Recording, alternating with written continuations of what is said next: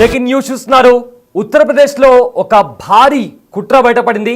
అయితే ఉంగరాలు అమ్మే ఒక బాబా దగ్గర 100 కోట్ల రూపాయలు ఉన్నట్లు, 100 కోట్ల రూపాయల కంటే ఎక్కువగా ఆస్తులు ఉన్నట్లు కూడా ఈడీ గుర్తించింది. అయితే ఇతను ఒక టైంలో రోడ్లపైన ఈ ఉంగరాలు రాళ్ళు ఉంటాయి కదా, అవి అమ్ముకునేవాడు.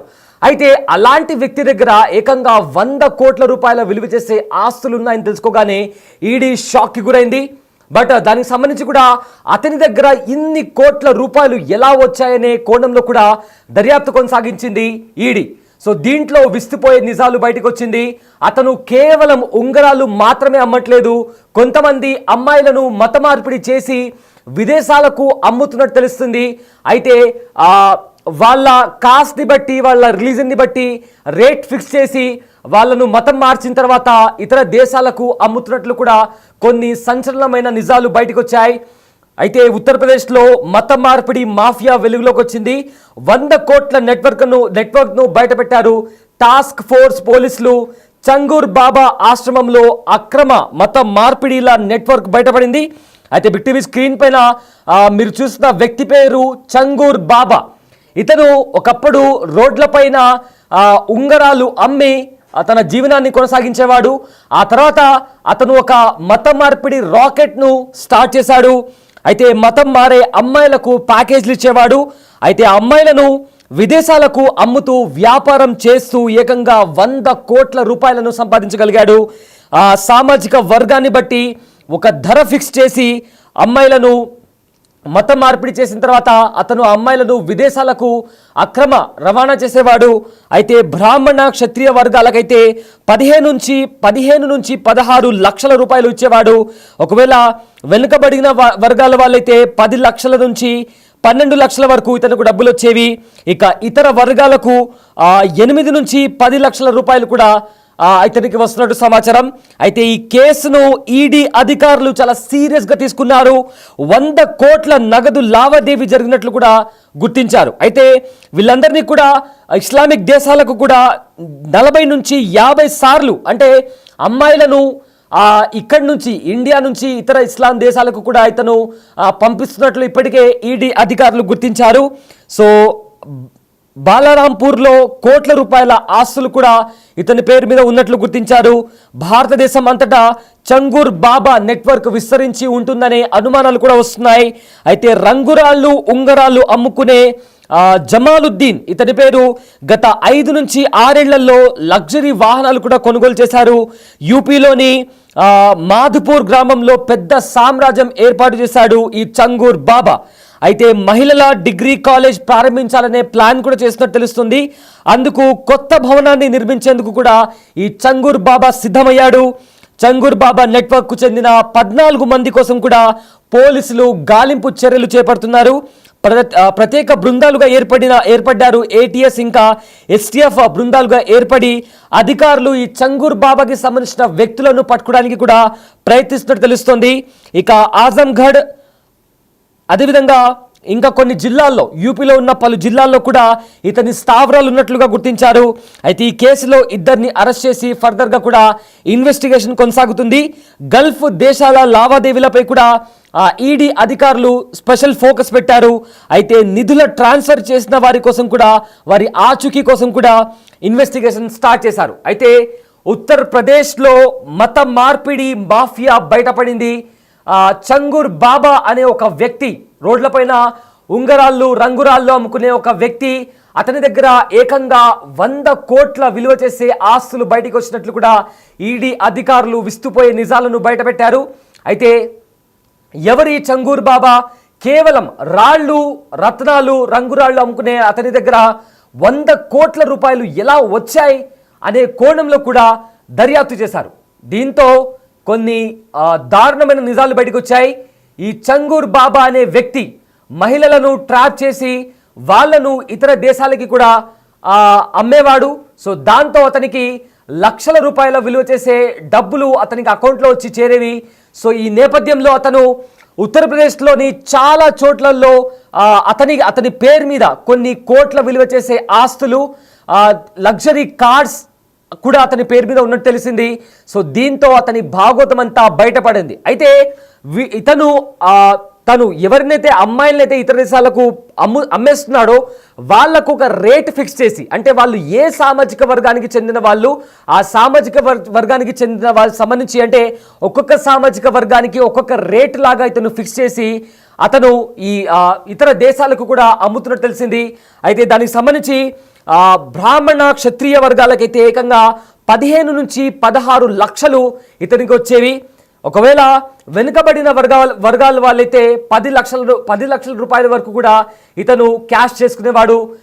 ఇలా రకరకాల అంటే సామాజిక వర్గాన్ని బట్టి ఇతను అమ్మాయిలను ఇతర దేశాలకు అమ్ముతున్నాడు అనే ఒక కోణంలో ఇతనిపైన అనుమానం వచ్చి ఈడీ ఇతనిపైన కేసు ఫైల్ చేసింది. అయితే ఇతను మహిళల కాలేజ్ అంటే ఉమెన్ డిగ్రీ కాలేజ్ కూడా ఓపెన్ చేయడానికి రీసెంట్గా ఒక కొత్త భవనాన్ని కూడా ప్రారంభిస్తున్నట్టు తెలిసింది.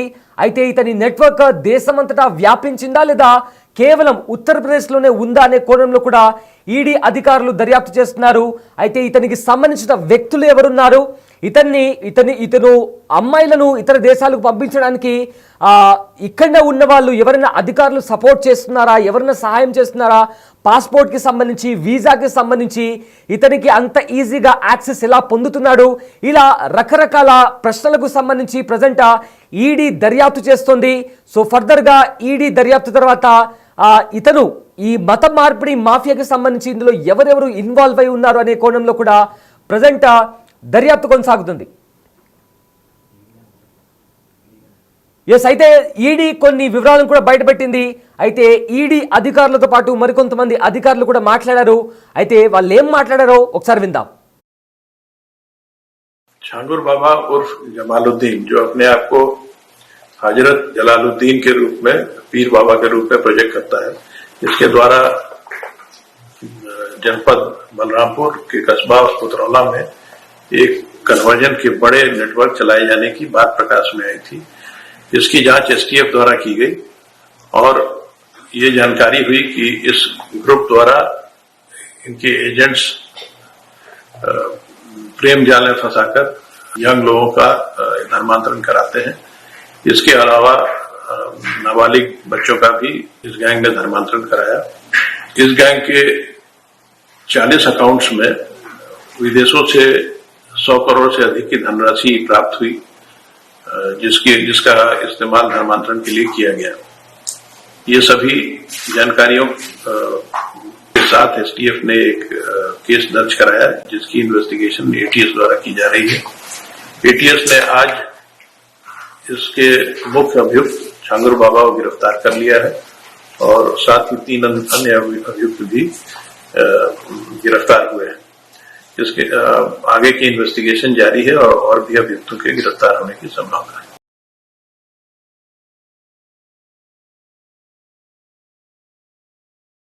అధికారులు కొన్ని విస్తుపోయే నిజాలను బయటపెట్టారు. ఈ చంగూర్ బాబా ఎవరైతే ఉన్నారో అతడు ఏకంగా ఒక టైంలో ఒకానొక టైంలో ఉంగరాలు రంగురాళ్ళు అమ్మి తన జీవనాన్ని కొనసాగించేవాడు. కానీ ఇప్పుడు ఏకంగా అమ్మాయిలను మత మార్పిడి చేసి ఇతర దేశాలకు అమ్ముతున్నట్లు కూడా సమాచారం రాగానే ఈడీ అధికారులు ఈ కేసుని చాలా సీరియస్గా తీసుకున్నారు. So present Jamaluddin alias Changur బాబాను యూపీ ఎస్టీఎఫ్ అదేవిధంగా ఏటీఎస్ పోలీసులు కూడా అరెస్ట్ చేశారు. అయితే ఇల్లీగల్ కన్వర్షన్ అదేవిధంగా ఫండింగ్ కేసు కింద ఇతనిపైన కేసు బుక్ చేయడం జరిగింది. మనీ లాండరింగ్ కేసు పైన కూడా మనీ లాండరింగ్ సంబంధించి కూడా ఇతనిపైన కేసు ఫైల్ అయింది. అయితే సామాజిక వర్గానికి సంబంధించి అంటే వాళ్ళు వచ్చిన అమ్మాయి ఏ సామాజిక వర్గానికి చెందిన అమ్మాయి అని దాన్ని కేటగరైజ్ చేసి ఫలానా సామాజిక వర్గానికి చెందిన అమ్మాయికి అయితే ఇంత రేట్, ఇంకో సామాజిక వర్గానికి సంబంధించిన అమ్మాయి అయితే ఇంకో రేట్, అంటే ఆ కాస్ట్ని బట్టి అప్పర్ కాస్ట్ అయితే ఎక్కువ రేట్, ఇక వెనుకబడిన సామాజిక వర్గం వాళ్ళైతే తక్కువ రేట్ అన్నట్లుగా ఇతను అమ్మాయిలను మత మార్పిడి చేసి ఇల్లీగల్ దందా కన్వర్షన్ ఇతని ఏదైతే మత మార్పిడి మాఫియా నడుపుతున్నట్లు కూడా సమాచారం.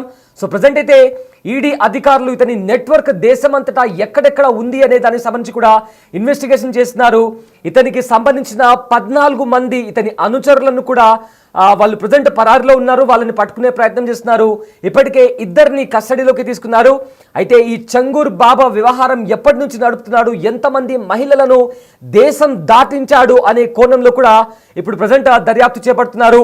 అయితే చంగూర్ బాబా అనే వ్యక్తి రీసెంట్గా యూపీలో విమెన్ కాలేజ్, మహిళల కాలేజ్ని కూడా ఓపెన్ చేయడానికి ప్రయత్నిస్తున్నట్టు తెలిసింది. అయితే దానికి సంబంధించి కూడా ఒక కొత్త బిల్డింగ్ని కూడా అతను కట్టే ప్రయత్నం చేస్తున్నాడు. అయితే ఎట్టకెలకు ఈ చంగూర్ బాబా ఏవైతే దారుణాలకు పాల్పడుతున్నాడో అతని పైన ఈడీ దృష్టి సారించింది. సో అతని ఇల్లీగల్ దందా, ఏదైతే అతని మత మార్పిడి మాఫియా ఉందో దాన్ని బయటపెట్టి ఇతడి క్రైమ్ సామ్రాజ్యం ఏదైతే ఉందో ఎంతవరకు వ్యాపించింది, ఇతడికి సంబంధించిన వ్యక్తులు ఎక్కడెక్కడ ఉన్నారు అనే కోణంలో కూడా ఈడీ దర్యాప్తు చేస్తోంది. సో ఫర్దర్గా దీనికి సంబంధించి ఎవరినైతే ఏ అమ్మాయిలను ఇతను దేశం దాటించాడు, వాళ్ళు ప్రజెంట్ ఎక్కడున్నారు, వాళ్ళు బాగున్నారా లేదా అనే కోణంలో కూడా కంప్లీట్గా కూడా ఈడీ అధికారులు ఫోకస్ చేస్తున్నారు. సో రాబోయే రోజుల్లో మరిన్ని వివరాలు తెలిసే అవకాశం ఉంది.